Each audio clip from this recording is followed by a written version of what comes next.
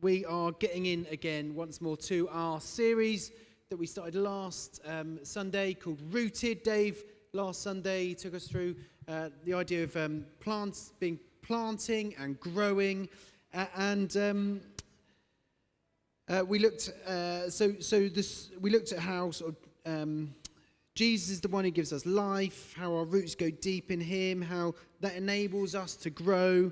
And this week we turn to maybe a slightly different thing, but necessary part of that process, which is pruning. We're going to talk about pruning this evening. If you were here, who was here this morning? If you were here this morning, we sort of began to touch on that, didn't we? Because this morning we were doing fruits. So what I just want to read from John chapter 15, if you want to turn.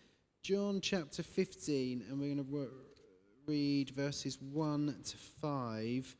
So this is on page 1083 of the church Bibles. John chapter 15. This is Jesus speaking, and he says this: I am the true vine, and my Father is the gardener.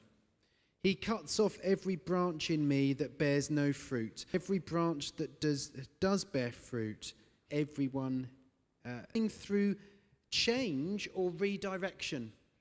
Sometimes God closes doors, a ministry ends, a job is lost, a relationship shifts, and we're left asking, why, Lord? Why did that happen?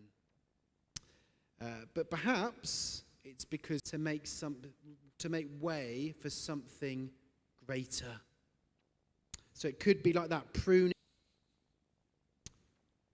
So back to John 15, we might ask, how should we respond to God's pruning? How should we respond when we are faced with those things? And what is the key to responding well to pruning? Well, in John chapter 15, so look at verse 4 with me there. What does it say? Jesus says, remain in me as I also remain in you. Remain in me, in you. And that word, remain, is sort of, we have the old English word we'd say abide, wouldn't we? There's a great hymn with that, isn't there? Abide in me. But the word remain appears 11 times in this chapter of John. And this is how we grow.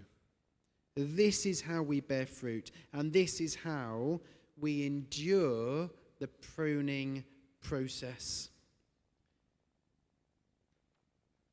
We remain, firstly, got three ways. We remain in the Word.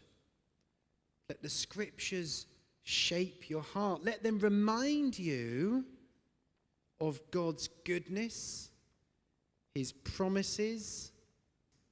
Maybe we take it for granted. But out there in the world, maybe we take it for granted. But out there in the world, it's bleak. When you come here and you share this family life sometimes feels like, let's be honest, not just survival. I'm going to remain in quite like that. Maybe there'll be elements of that at times, but it's supposed to be, remain in me, you will bear much fruit. What does fruit look like? Paul gives us a clear picture. You are being made ready to bear more fruit.